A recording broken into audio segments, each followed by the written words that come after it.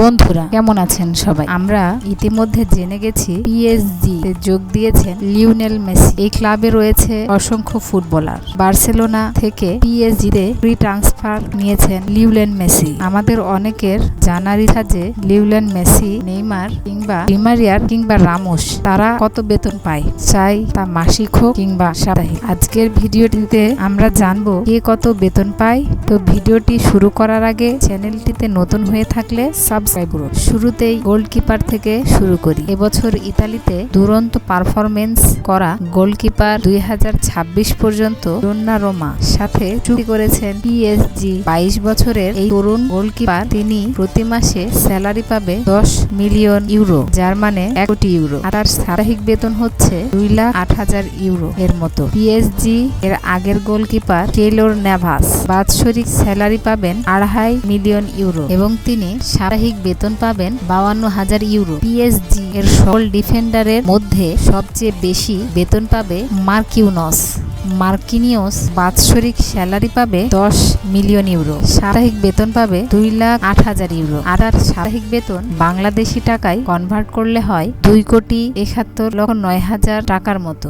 সার্জিওমো Ramos এর বাৎসরিক salary 5 million euro এবং সাপ্তাহিক বেতন 1,56,000 ইউরো। এদের পরে সবচেয়ে বেশি বেতন পাবে আশরাফ হাকিমি, যাকে পিএসজিতে 2026 সাল পর্যন্ত চুক্তি করেছে। 22 বছরের এই স্প্যানিশ তরুণ এর বাৎসরিক বেতন 4.5 মিলিয়ন ইউরো এবং সাপ্তাহিক বেতন 86,500 ইউরো। এবার অন্যান্য পজিশনের ফুটবলারদের বেতন দেখে নেওয়া যায়। আর্জেন্টিক ফুটবলার প্যারাডিস, যার বাৎসরিক বেতন 6.5 মিলিয়ন ইউরো এবং তার সাপ্তাহিক বেতন 1,35,00,000 ইউরো। ব্রাজিলিয়ান ফুটবলার রাফিনহার বাৎসরিক বেতন 7 মিলিয়ন ইউরো এবং সাপ্তাহিক বেতন 1,35,100 ইউরো। ইতালিয়ান ফুটবলার মার্কো বেরার এর বাৎসরিক বেতন 7.2 মিলিয়ন ইউরো আর তার সাপ্তাহিক স্যালারি হবে 7 লাখ ইউরো। 33 বছর বয়সী আর্জেন্টিক ফুটবলার ডি মারিয়া বাৎসরিক বেতন পাবে 13.5 মিলিয়ন ইউরো। আর ডি মারিয়ার সাথে পিএসজি চুক্তি রয়েছে 2022 সাল পর্যন্ত। সাপ্তাহিক বেতন হবে 2,81,000 ইউরো এর মতো।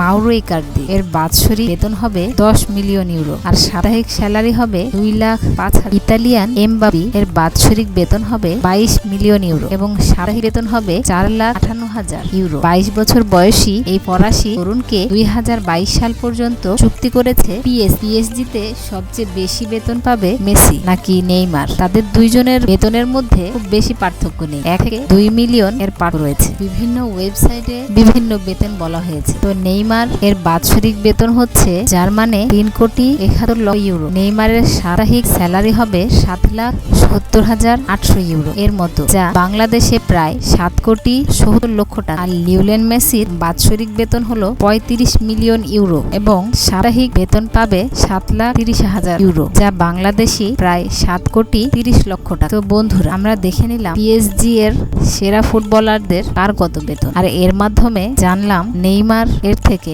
মেসি সামান্য কম বেতন পায়। তো ভিডিওটি কেমন লাগলো তা জানিয়ে কমেন্ট করুন এবং পাশে থাকা বেল আইকন বাটনটি ক্লিক করুন। আল্লাহ হাফেজ।